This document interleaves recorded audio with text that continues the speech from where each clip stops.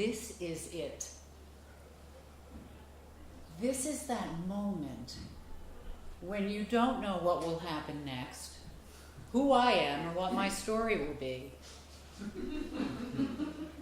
You don't know whether I will make you laugh or cry, or even make you so uncomfortable you wish you had not come to this particular theater tonight. You want to be surprised, but you also want to know. I get it. The unknown is difficult to sit with. It inflames our desire to know what is going to happen next. Before the lights went down, how many of you studied your program for clues? Looking at the name of this or that, piece, asking yourself if you knew the playwright or the actor that was going to be in it, thinking that you might be able to anticipate what is coming. But even though you knew you might be wrong, you wanted to know just the same, right?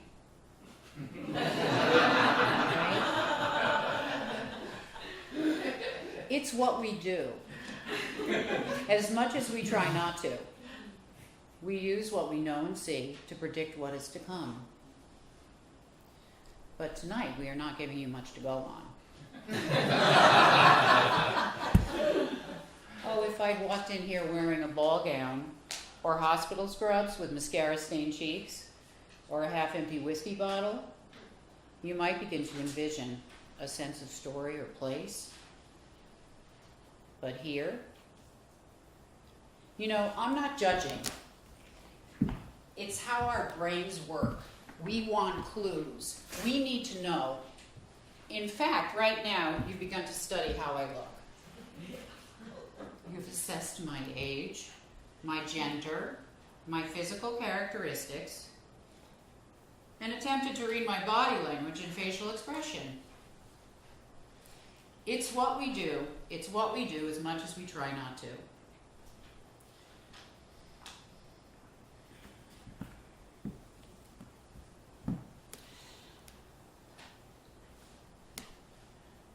And yet, in spite of all that, I know that you trust me.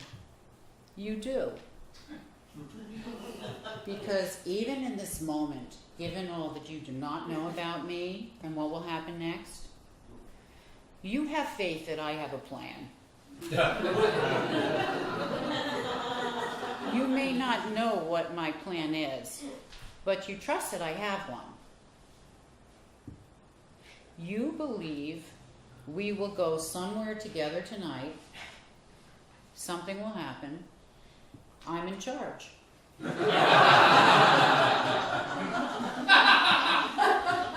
And so I am. All right, let's get started. Close your eyes. What? I know. This is theater, and I said close your eyes. When was the last time someone in a theater told you to close your eyes? Isn't this all about looking and seeing? What will you miss if you look away? Okay, fine. Open your eyes. You see, I wanted to make a point. More and more, our experience is what we see. Everywhere we turn, we are bombarded by images. Before we've even had a moment to contemplate a moment like this, of the unknown, to wonder, to explore our thoughts or imagine, we are shown. We are bombarded by being shown. We have television screens in restaurants, at gas stations, and in our pockets. And most often, those screens are telling us different stories at the same time. Words racing across the bottom, different stories in the middle, and leads, previews of different stories interlaced alongside and above them. Every day we watch, and then we watch some more. It is spectacle. We see, we assess, we judge. It is so much of what we do. And so, heretically, instead, for a moment, I would like you to close your eyes and listen and imagine. Call it a pause for the quiet, for the unknown. Isn't that what we do in all of our traditions at midwinter? I mean, once we've finished our shopping. Call them what you may, our traditions. But when the sun is dim and our nights have grown long and cold, we pause midwinter. We sit in the moment and wonder and listen.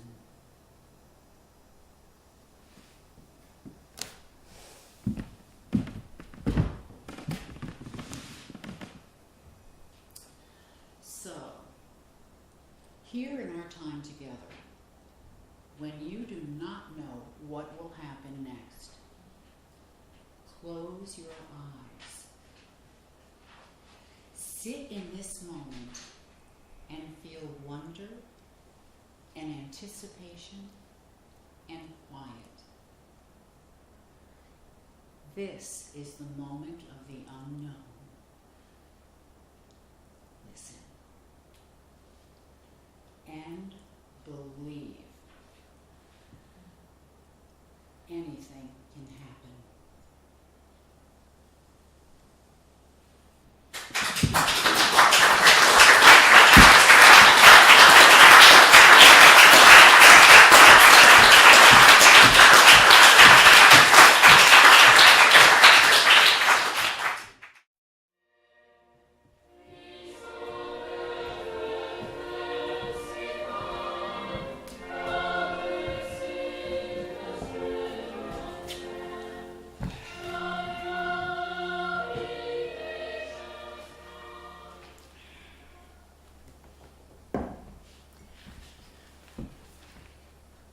Look, I'll tell you what happened, but I won't blame you if you don't believe me, because sometimes I don't believe it myself.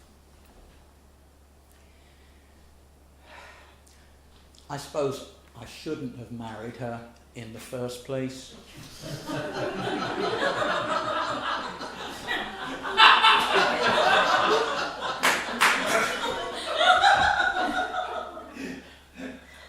I was too old for her. But the carpentry business was doing well, and I thought it would be good to have a son to pass things on to. She was a beautiful little thing. But things started to go wrong even before we were wed. People took to staring at us, and I couldn't figure out why. And then one day, I saw her standing with the sun behind her. And I knew I'd have to build a crib sooner than I'd planned.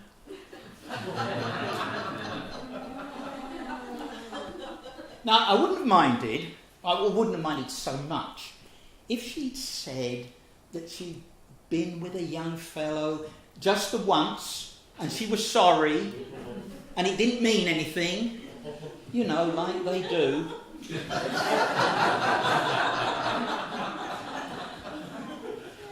But she didn't. She told me some cock and bull story about God and angels. I could have knocked her silly. Damn well nearly did. And then I started to have dreams. Now, I never have been much for dreaming, but I did then.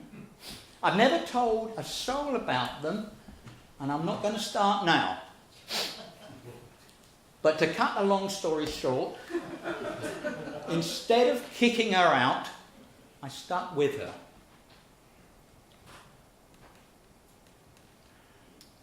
You've probably heard the story of how we had to traipse off to Bethlehem to pay our taxes. Most people have. Heard the story, I mean. The only shelter we could find was a cowshed. And there was a rotten piece of carpentry if ever I saw one.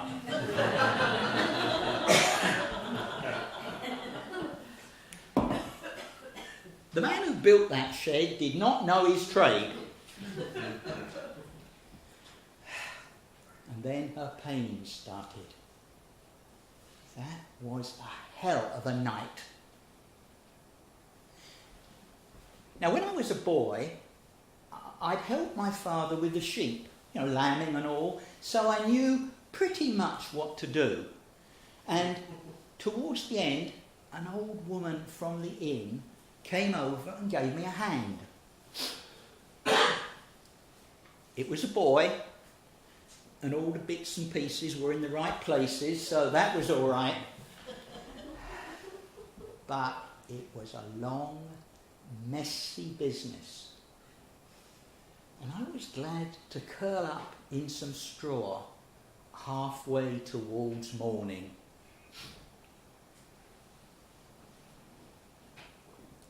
But that wasn't the end of it. First, there were the shepherds, drunk, if you ask me, and blathering on about how the sky was filled with angels and how they had to see the baby. One of them tried to give him a lamb of all things. Well, by the time I pushed them out of there, it was almost morning. And then the next lot arrived. Kings they claimed to be, and could have been from the stuff they brought. Gold I can see. I can see the point of gold, but frankincense?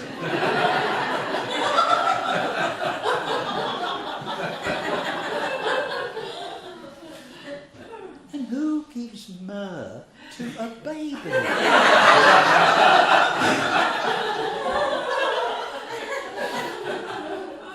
Myrrh is for embalming corpses.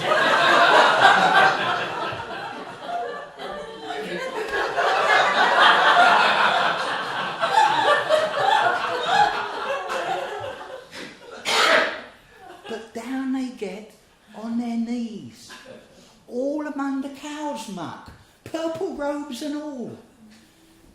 And her sitting there as though kings had been kneeling to her all her life.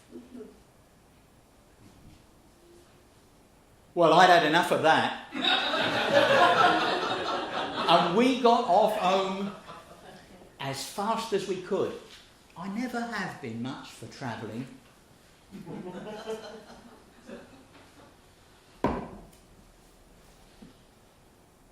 He didn't turn out the way I'd hoped.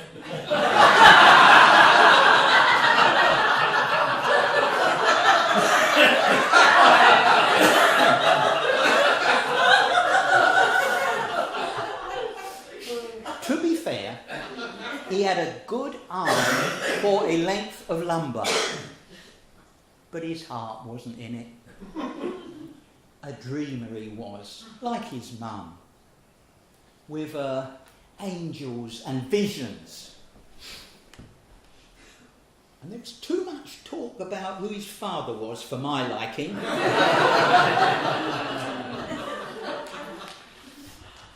He didn't take after me, and I wasn't sorry when he left.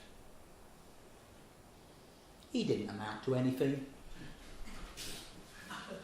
I heard he was killed in some kind of political trouble in Jerusalem.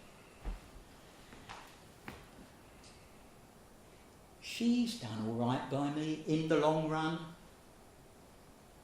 Gave me the sons I wanted, although sometimes they're more trouble than they're worth. Yeah. things have worked out far better than I could have hoped. But you know, I still find myself thinking about that first one. I dream about him sometimes too. You know, life's a funny business.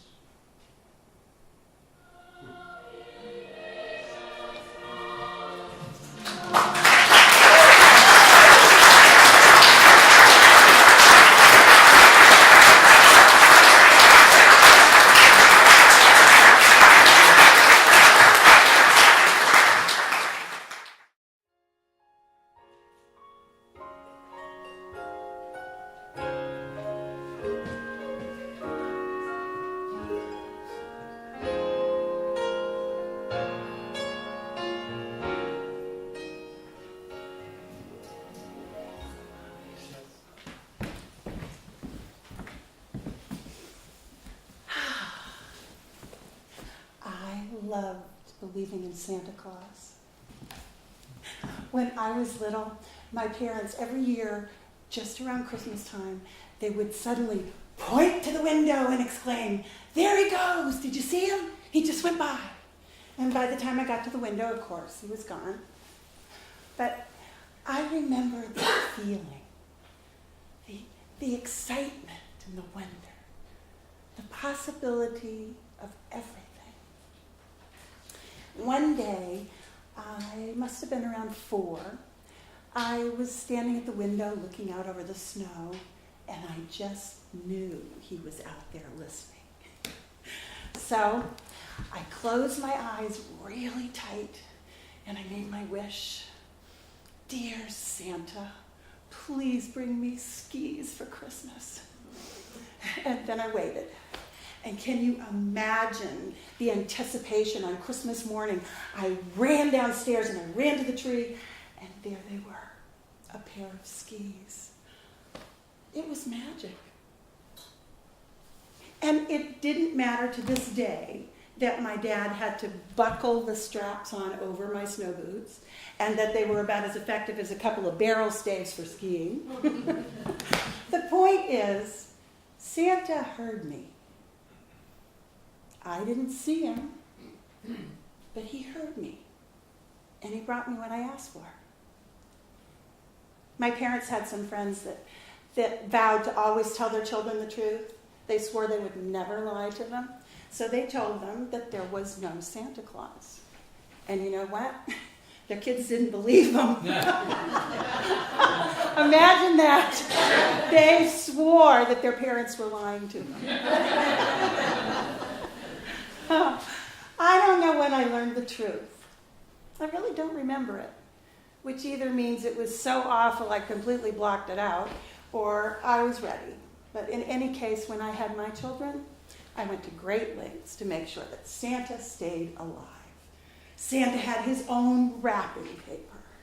The presents that he brought were all around the outside of the pile, with only the name on them of who they were for. I mean, he didn't need to state the obvious of who they were from. And we put out milk and cookies and a carrot for Rudolph. But of course, I had to have the precocious, skeptical child. At the age of 3, I was putting her to bed one night, and she suddenly looked at me and she said, "Mama, is Santa Claus real?" I swear my heart almost stopped. And slowly, I came up with my absurdly evasive reply. "Oh, honey, what do you think?"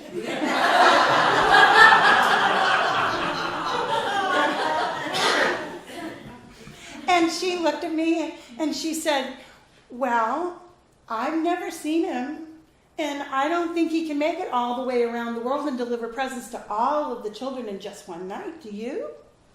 And I could see her studying my face as she waited for my answer. Who would have thought that such a simple question could be the cause of such excruciating anxiety in me? It was easy to believe in the myth that everyone in her world embraced and supported, and I was being a good mother to want my child to experience the joy and excitement that believing in Santa Claus had brought to me at that age. But being faced with a direct question, I struggled a little with giving her an answer that was anything other than what I knew to be true. And then it came to me. The reality that had been mine since that very special Christmas when Santa had brought me those skis. So I looked at her and I said, "Sweetie, Santa is magic. And with magic, anything is possible." And this look of relief came over her, and she smiled at me, and we laughed, and we hugged. And she said, "I just knew it. That's exactly what I thought." Oh, and after I tucked her in, I went and I stood by the window, and I looked out over the snow. And this time, I didn't make a wish. I just closed my eyes really tightly, and I said, "Thank you." Oh, it's been said.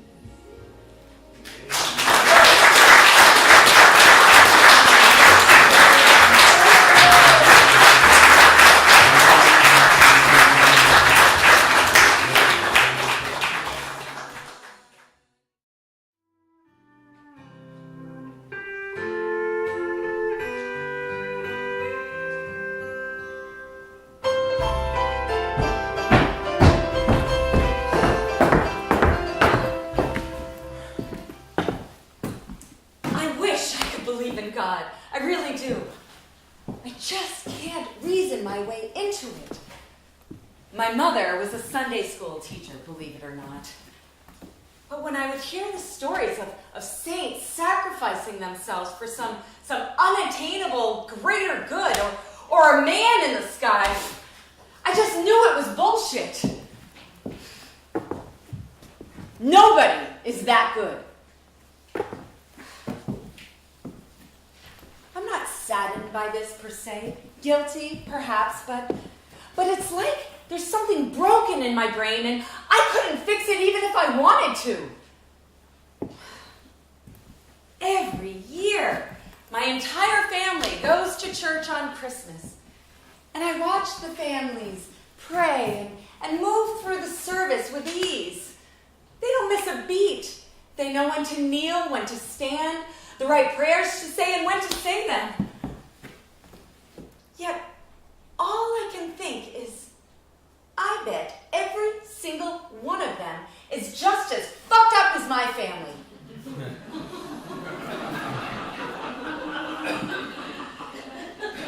I see the choir director covering a black eye as her husband places a large check in the offering basket.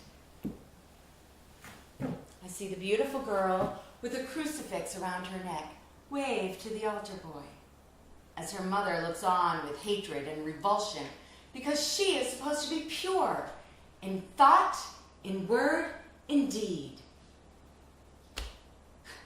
And then I see the nativity. The goddamn nativity! My eyes dart back and forth from Mary to the baby and back again and again. I know I'm supposed to feel love and peace and understanding, but all I can think is, babies don't sleep like that! They don't lie pleasantly wrapped in swaddling clothes as the Virgin Mother looks on. No. Babies cry. They fuss. They scream. They don't allow this picture-perfect moment. And it's this iconic image of this fucking holiday that I'm expected to emulate. And then I hear it. Soft cooing. I look over at my baby. and I would give anything to love her as profoundly as I should. I mean, everything's in place. A Hallmark holiday, they say. A family that's flawed but safe. A beautiful baby with blonde curls and dimples for days. The only thing missing is the doting mother, who is completely inseparable from her baby. I am not that. I am defective as a mother. And everyone at this table knows it. So why lie to them? For the same reason, I'll never tell them I don't believe in God. Because then they'll have to face my emptiness. So I go on with the ritual. Shake hands when church is over. Wait while Dad gets too drunk during dinner. Hold my tongue while Aunt Sharon gives out boxes of peanuts to everyone that she gives us every goddamn year! Even though I'm allergic!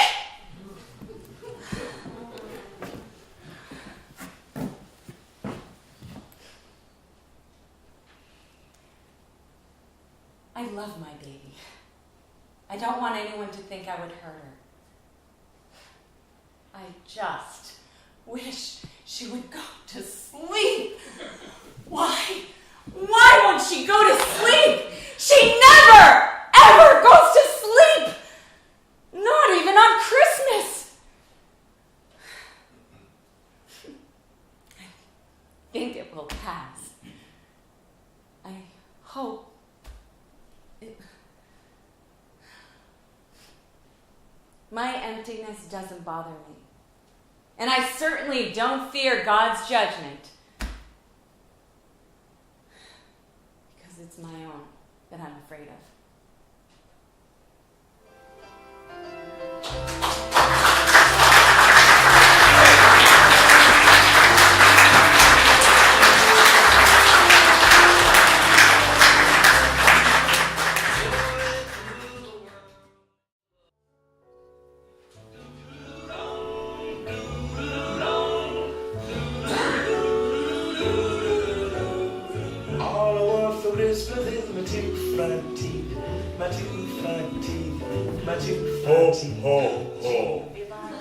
Bloody ho! It's a rotten job at the best of times, but Christmas makes it tenfold so. Now Scrooge, he had it nailed. Humbug, that is, until his road to Damascus moment, you know. Humbug. Aye, therein lies the rub. Now take me. Medium-ish, good-looking-ish, intelligent-ish. But right here, what jumps to mind, job-wise? Builder? Lumberjack?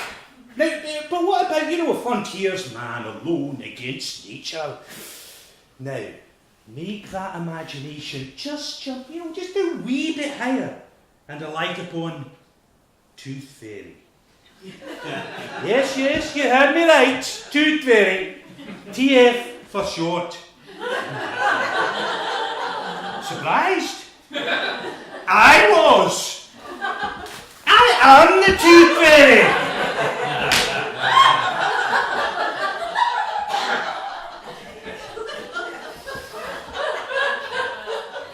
How's that for breaking the mould? How's that for challenging one's expectations? Typecasting, it isn't. Now, the wings. It's like hell. And they bring me out in a rash. Heaven alone knows which one of the three blind mice was responsible for my quitture. Flying paraphernalia aside, there's the leotard which chafes in places way too imaginable to mention. And as for the tights, if I don't shave my legs at least twice a week, I resemble a porcupine negotiating its way out of a strawberry condom. Now, the job offer was great. Loads of foreign travel and a limitless business expense account. But foolish, impetuous, and right stupid, I didn't read the small print. A limitless expense account. Maybe. But it all ended up beneath a myriad of pillows. And as for foreign travel, diaphanous pink netting girdle with the wings strapped to my back was not immediately what came to mind. So, this is my life. 24/7, 365. All seasons and in all weathers. Even Cratchit got Christmas off. But teeth know no calendar. So, 24/7 it is. Now, has a little bit of the glamour you associate with a post dissipated? Well, my parent-in-law, my parents-in-law, they offered me the post, which speaks volumes. You know them as Mr. and Mrs. Santa Claus. And I was, how shall I put this, kippered.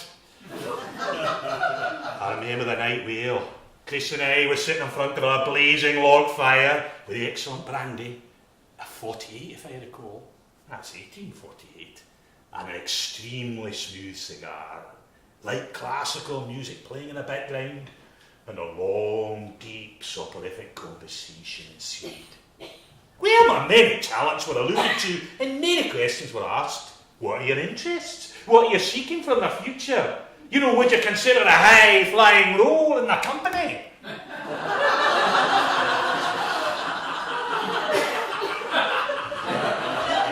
The company?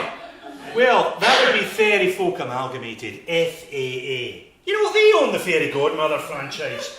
They started with Chris and Christmas and, bingo. That led to options on Halloween and Easter and even Valentine's Day.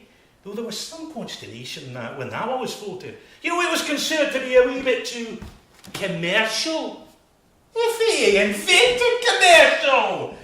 Woo. So, Sis, she was the first with an N in the corporation. Reward for shacking up with the Easter Bunny. Son of Chris and Mrs. Claus. Nepotism? Schnepotism. Sis is a great pumpkin. She sits around in a muddy field for a couple of weeks a year. Just sitting around, no travel, and for only a couple of weeks. Easter Bunny, he has it even better, hopping from tree to tree for hiding chocolate eggs during 1 week, the clement weather in springtime. Okay, it's a tough job being Santa, but, and there is a but, a great big one, sitting in a fairy light bedecked sleigh, powered by a group of Rangifer Tarandoo. That's reindeer. It's you who would know them. And it's one measly night. 1 night with the rest of the year home free. Is that a plum job or what? And the children love them. I have no schedule. Just flashing lights and a shrill siren informing me of a toot incident. Then on with the winds and off I go. The Tooth Fairy must have been a real late Friday afternoon humdinger of an idea, which everyone was too tired to question. Well, oh, I thought I heard it, there you see. Well, I got to fly. I got to go. Get all my gear up and get out of here. So, Merry Christmas to you all. Ho, ho, ho. Bloody.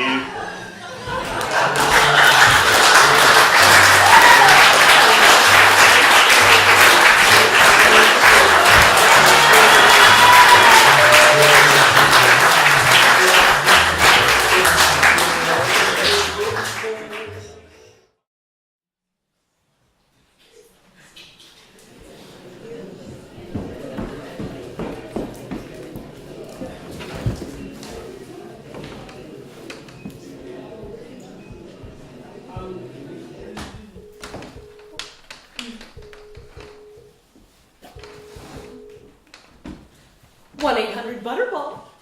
For questions about thawing your turkey, press or say 1. Cooking, 2. Grilling, 3. Testing for doneness, 4. Stuffing, 5. Storing, press or say 6. I'm all of them.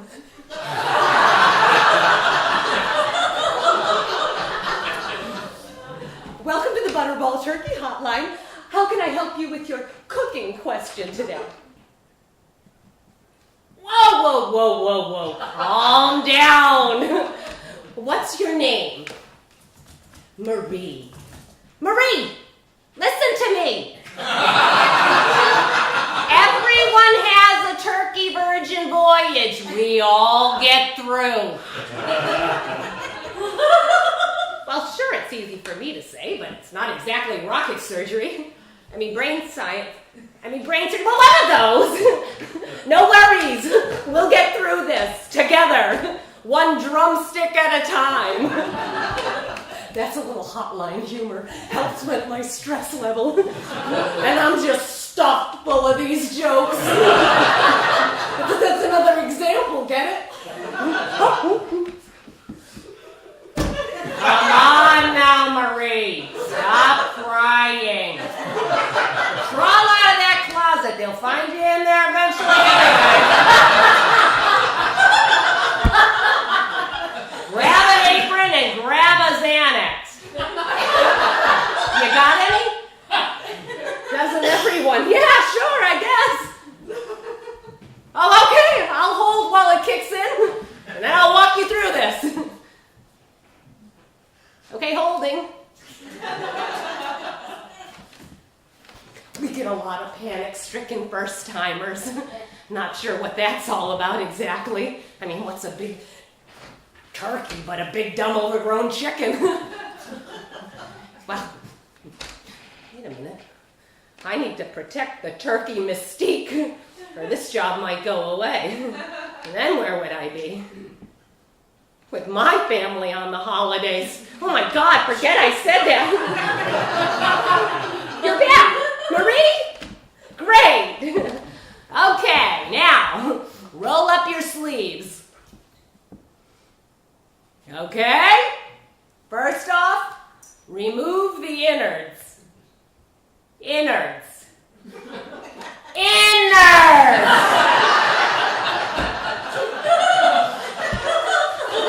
What are innards? They're those little turkey bits in like a goodie bag. Kidney, liver, God knows what else. Yeah, reach your hand way inside the cavity. You'll find them. I know it's gross, but somebody's got to do it. Why? Who knows why? Just get in quick and yank those suckers out. What do you mean there's no bag? Are you sure? Well, that's very irregular. All right, you know what, Marie? Let's move on. No, just forget it. What? You want a partial refund? Okay. I'll file a complaint for you. But really, Marie, how can you feel gypped when just a few minutes ago you didn't even know what innards were? But let's move on. Company's coming soon. Oh, wait a minute. I have another call. Putting you on hold. 1-800-BUTTERBALL for questions about thawing your turkey. Press or say 1. Questions. Oh, yes. This is your hotline thawing expert. With whom am I speaking, and what can I do to help? Hi, Janice. Actually, it's late in the day for thawing questions. She's laughing hysterically. Must think I'm kidding. Where are you? Why? Because if you're in Hawaii, it might defrost in time. You're gonna need a bunch of time zones in your favor. Oh boy, Boston! Well, this is an emergency, but hang on, I'm on it.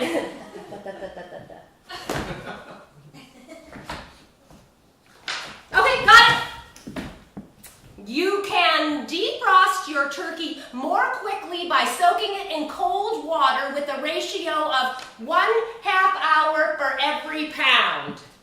So what you got there? A 30-pounder. Calm down. Here's the deal, Janice. Basically, you're screwed. Janice? Janice?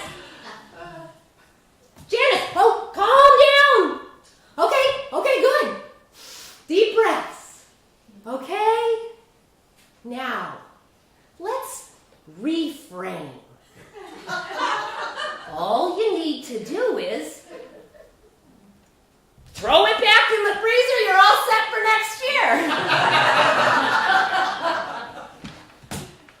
That was rude. Oh, whoops, back to Marie. Are you still there, Marie?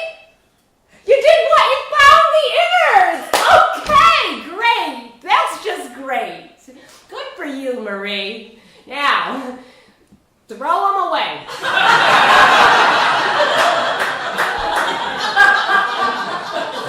Well, what can I say? Remember, neither of us knew why you needed them in the first place. Yeah, wash that sucker, towel it off, pat it dry, and chuck an onion in the cavity. Oh, great idea. Peel the onion first. Now you're on a roll. You season the skin. No rubbing it with butter, remember? It's a butterball. Ready to put it in the oven? 375 degrees, 20 minutes a pound. Kudos to you, Marie. Bon appetit. This is when things really start to heat up. Chewy turkey, critical mother-in-law complaints. Maybe the pop-up button malfunctions. And of course, there's Uncle Bud singing show tunes in a blackout. But enough about my Thanksgiving. So, yeah, I seem kind of impatient with these callers. But I really do sympathize. I mean, it's seriously stressful making a big holiday meal. And if I can help folks get through the hard part of the holiday even just a bit more easily,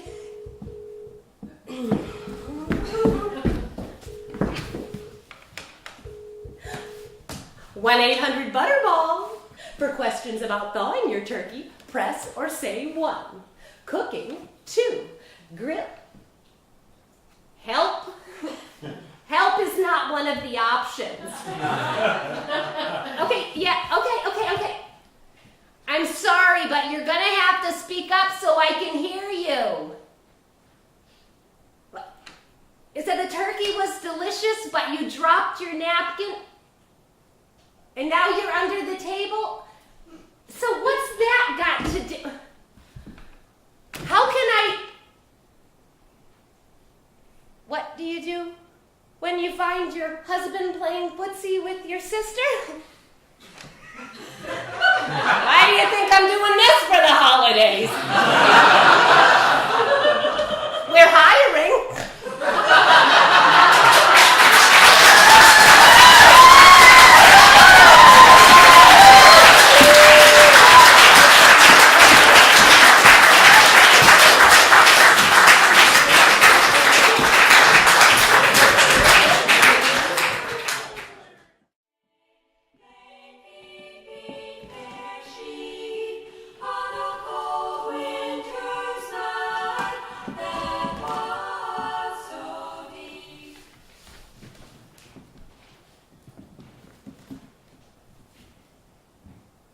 All young mothers want to be perfect. Wise, loving, always calm, ready to provide counsel or solace or answers. I especially wanted perfection at Christmas time, the most perfect time of year. Imagine this. It's Christmas Eve and I'm sitting by the glittering tree with my perfect little pair of cherubs, my son and my daughter. I'm reading the Christmas story. Yes, that story. The manger, the wise men, the sheep, and the donkeys. Oh, and my husband sits close by. Perfect. Every Christmas Eve, I anticipated this special reading session. Each year, there's a stack of books tucked under the tree, religious and secular, and picture books and poetry, stories depicting happy families and animals, Rudolph and his shiny nose, frisky bunnies and pigs, dressed in holiday garb, and baking cookies or distributing gaily wrapped gifts to their friends. or goats decorating Christmas trees. Of course I read to my children throughout the year. Perfect. But at Christmas time, I read Christmas stories. These readings begin just after Thanksgiving. At our house, the glitter and gold don't get unboxed until the Thanksgiving turkey has been laid to rest, and the colours shift from orange and yellow and browns to silver, gold, red and green. The children pick the stories each night from the pile underneath the tree, except for one night. On this silent night, holy night, before the flurry and buzz of the big day, that is the special time I choose for reading the Christmas story. So I am reading. My children snuggled on either side. Perfect. Are my children distracted by thoughts of Santa and his reindeer, the cornucopia of gifts they will encounter the next morning? Do they speculate about the connection between Santa and baby Jesus? They do not ask. Are my children restless and squirmy and eager for sleep and then daybreak, full of anticipation of the next day's wonder? Well, perhaps. But Mummy is resolute. This is the night I read this special story of the birth of baby Jesus, a sacred story for this most holy night. Perfect. Now, my son is ready for bed, togged up in his red pyjamas, an adorable little elf. My son has a husky, gravelly voice, deeper than one would expect from such a small child.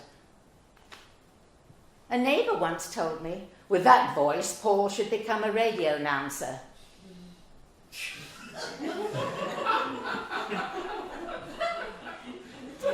Well, I'm reading.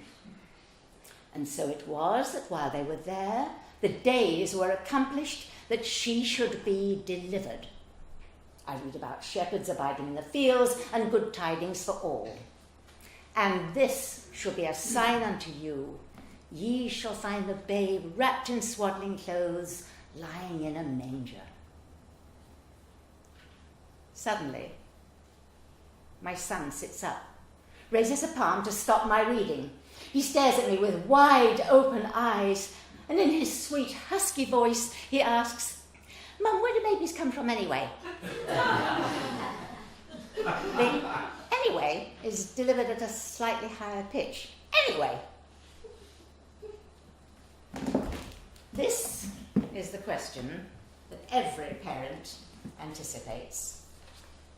Expects will come at some time, and when it does, we will be prepared with a wise and sufficiently confusing answer that will further muddy the matter. Was I prepared? Did I pause in my reading to provide a sober answer to my young son's reasonable question? This is what happened. I giggled.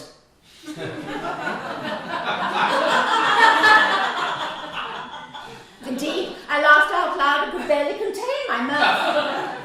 The question was so unexpected and so out of nowhere, and delivered with such a sweet tone, I did not react as a wise and sober mother ought.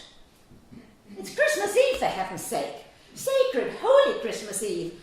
It's not a time for clinical descriptions of loving mummies and daddies planting seeds and whatnot.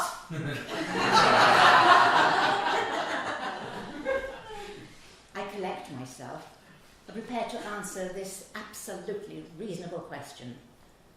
All this talk of babies and birth and virgins. Well, let me answer. Never mind, Mum, forget it. No, really, I want to answer. It's all right, Mum, just read us the story. He sits back and clamps his thumb in his mouth. just perfect.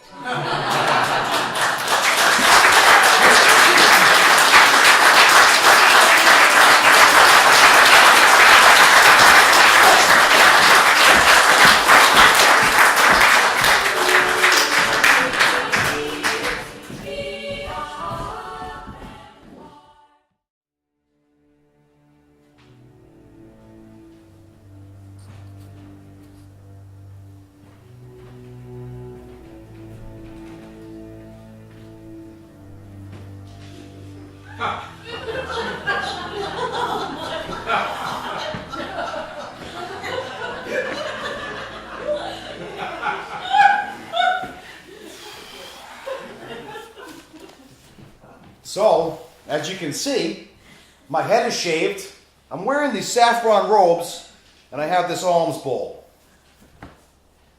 Last month I was a Methodist.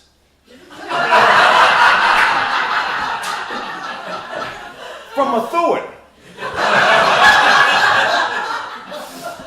Not sure what I am now.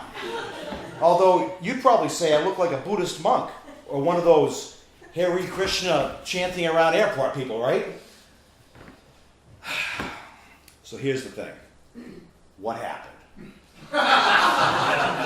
It was Christmas a few weeks ago, right? And my girlfriend, that's what she says she is, my girlfriend gives me my Christmas gift. It's in a nicely wrapped box. It's small and flat, and I open it. And it has a postcard with melons. Very high ones. And I smile at her, but I don't know what to say. It's a postcard. And she says, that's where we're going today. And I say, where is this? And she says, it'll be a surprise. And I say, you may not know this about me.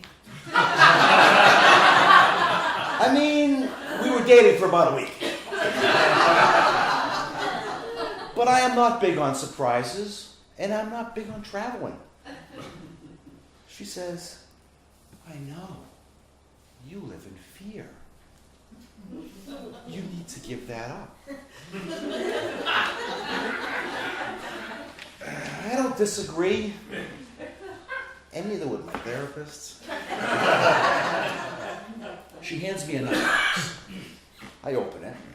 It's one of those masks you put over your eyes to keep the light out when you're trying to sleep. Oh, I say, I don't have one of these.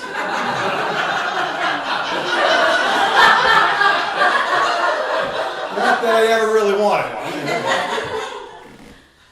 She goes into the kitchen and comes back with 2 glasses of champagne. I am not a big drinker, but I thank her, and she says, Merry Christmas, and may all of your dreams come true and your fears disappear. Kind of an odd toast, but my brand new girlfriend is a bit odd. Maybe not a bit, maybe really, really odd. So anyway, I drink the champagne. She gives me another glass. I start to feel sleepy. I pass out. Next thing I know, I'm in a wheelchair going through Logan Airport security. My mouth feels like I have washcloth stuffed inside, and I can't talk but grunt. And the TSA guy gives me an, oh, you poor pathetic thing look. Now, I'm sitting in an airplane. And my girlfriend feeds me water through a straw because my wash rag mouth is drier than sand. Then she puts the eye mask over my eyes, and I drift off again. When I come to, I'm pretty out of it. My eyes don't focus too good. My mouth still feels like I ate sawdust, and I'm as limp as a ramen noodle. I can sense that I'm climbing, but my legs aren't doing the work. I realize I'm being carried on the back of a man who I find out is a Sherpa. My girlfriend smiles at me as we climb along. Pretty cool, right? She says. And I see that my judgment in dating is really screwed up. Because I have been kidnapped by this wacko, and I'm tied to a Nepalese Sherpa. Why? I croak. You don't like surprises, and you hate traveling, so what's a girl to do? You drugged me, and where the fuck are we going? She smiles this beatific smile that I want to wipe off her face. But my arms are tied around my Sherpa's chest. Well, long story shorter, we wind up at a Buddhist monastery, or whatever you call them. An old monk comes over to us and does that hands together gasso thing and bows.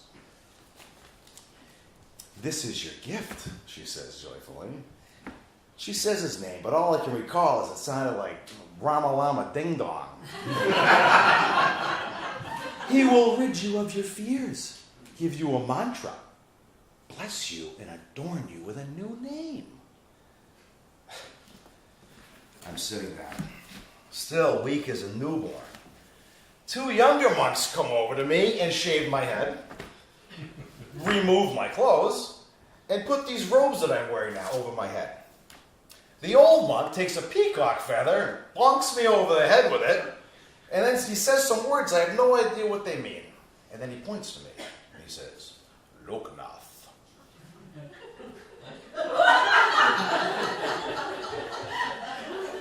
This, I find out, is my new name.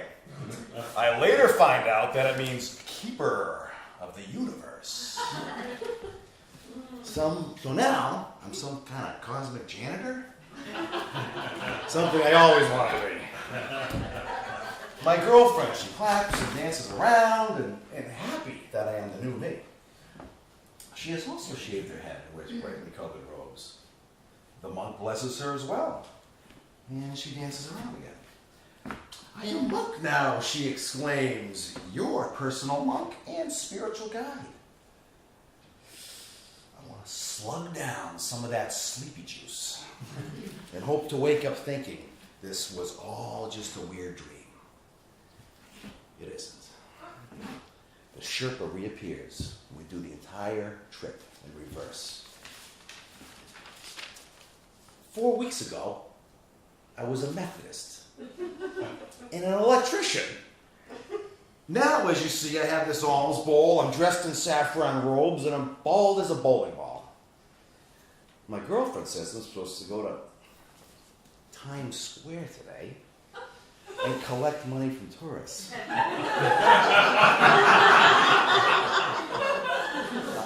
I'm told it's not charity to give me money, as you folks sitting out there listening to me may believe. It is a symbolic connection to the spiritual realm to show humbleness.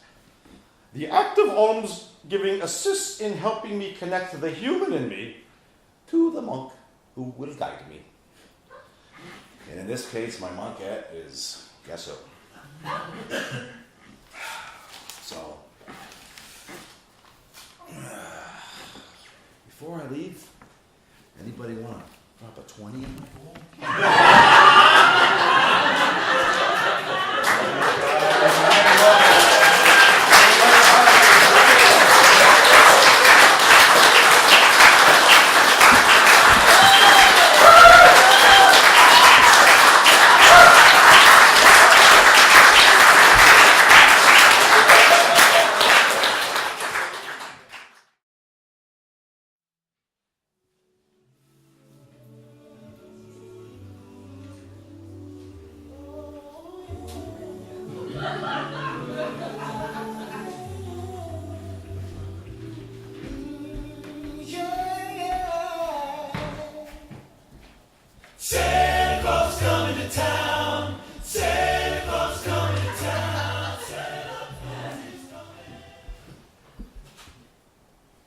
My Christmas morning biological clock, at this time, for the 4th time in my little life, chimed in to wake me at the ungodly hour before the sun even knew to rise. And I did. And I knew it was time. Guided by the soft moonlight, procrastinating in its departure, I was lured out of bed, seduced by a force that only the most powerful innate magnetism provides to an untrained mind. I tiptoed over to my sister's bed, hoping this time the creaky floorboards would indeed do their job. As I hovered over her face, I was both relieved and excited to see her eyes flutter, then widen with the same anticipation that I felt. "It's too early," she said. "Mom and Dad will kill us if we go down now." I felt betrayed. But I acquiesced to my older sister's wisdom and 2 years' seniority in this field. Side by side, we sat on the edge of her bed, waiting.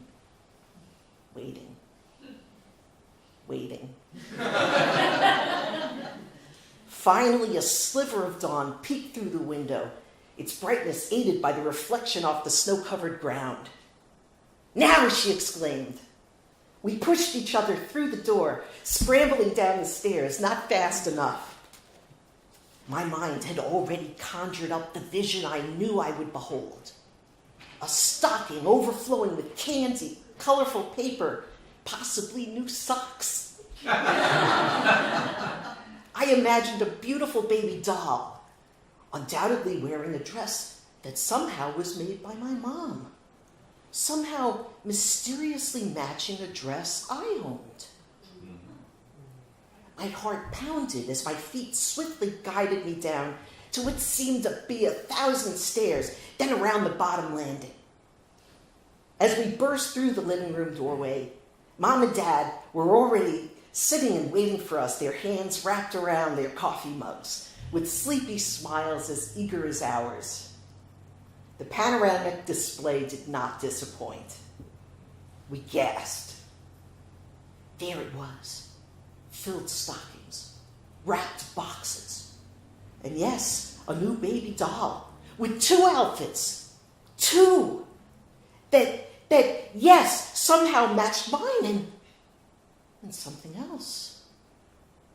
Nestled in the corner, on the side of the fireplace designated as my side for this momentous morning, I noticed something I could not identify in the lingering darkness. What could it be? In my quick assessment of the inventory, I had calculated that my list was complete. Santa had, in fact, exceeded my expectations. For just the previous night, our mom had gently admonished, Santa's going to have to be extra thrifty this year so he can take care of all the children in the world. Lovingly, she reminded us that virtue is its own reward, adding, Santa can do just so much. Gifts come in many ways. So what was this rather cumbersome object I saw so gingerly placed in the corner? Oh my goodness, a baby stroller, a carriage. I ran over to it, shrieking with delight.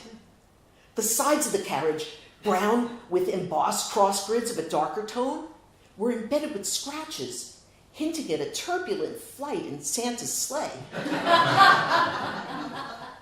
The large wheels were a bit crooked, again reminding me of what must have been a very rocky night for Santa, and which ultimately provided a ride for my baby doll that was wobbly at best.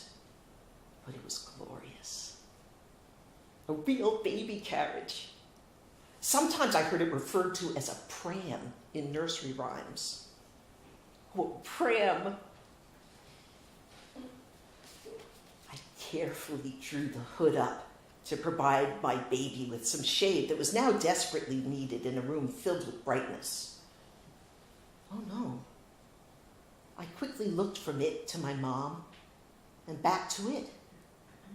But there it was, a bold, unabashed tear, right in the middle of the hood's most prominent curve. I despairingly looked again at my mom, who looked equally appalled. "Well, will you look at that?" she quickly exclaimed. Rudolph kicked a hole right in the middle of the hood. I looked back at the carriage, and what I now realized was a gift that had become all the more marvelous by this misfortune. It was magical, consecrated by none other than Rudolph himself. I was the luckiest girl in the world. Decades later, years after my mom had passed, I was sitting with my dad, our hands wrapped around our coffee mugs, chatting and sipping. His eyes welled up as he told me his dear friend had passed away. "Jim Palladino died yesterday," he said, as he dabbed away his tears. "What a hell of a nice guy, that Jim." "I'm so sorry to hear that, Dad," I said. "I remember him well." My dad kept his head down as he mumbled his stream of consciousness. "Such a terrific guy. So generous." He chuckled. "Boy, I'll tell you, he helped your mom and me out of many a Christmas jam when we didn't even have 2 nickels to rub together. A hell of a nice guy. Always giving us his kids' toys when they outgrew them. Hell of a nice guy." "You probably knew, right?" he asked, with the certainty that I had, of course, figured this out by now. "I had no idea, Dad. No idea." "Really?" he asked. "Really?" We smiled. Gifts come in many ways.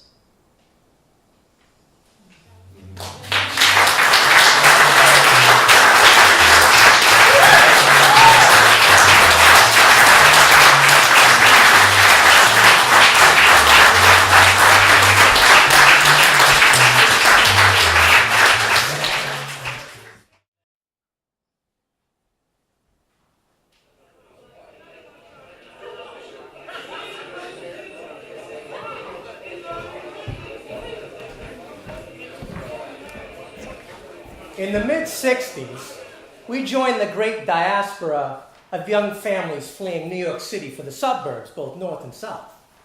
To the south was Long Island, which even then was out of our meager price range.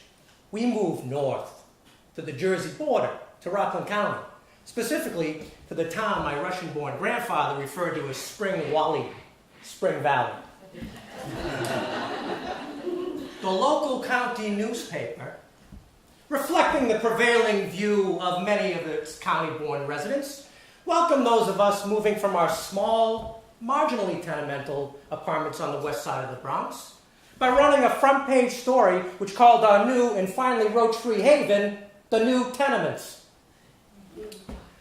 Our move to the county forced me to confront something that I'd only the most peripheral experience with: Christmas. Conceptually, I was very familiar with it as a time of bountiful gifting and getting, but I was pretty unclear about the religious significance of it. All the Catholic kids disappearing from public school on Friday afternoons, for example, clued me in. I could see that Christmas 1967 was shaping up to be a pretty significant one for me. In the late fall of that year, I was given a gift, what to me was the greatest ever, or so it seemed to be at the time. I was excused from gym.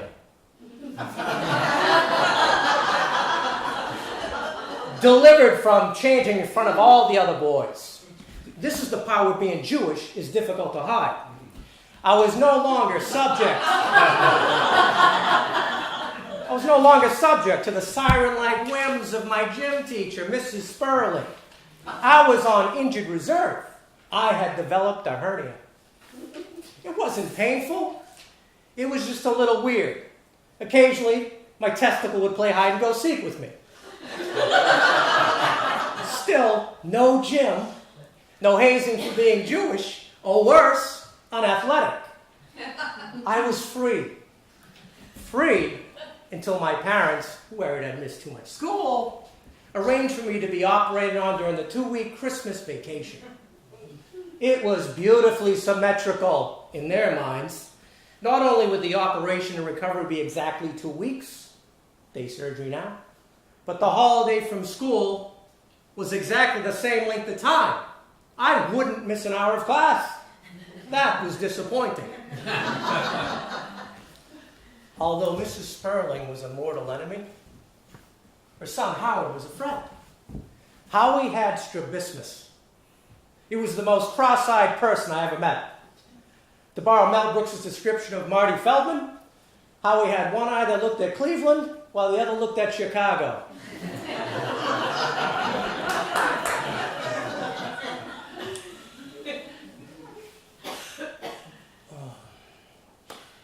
So,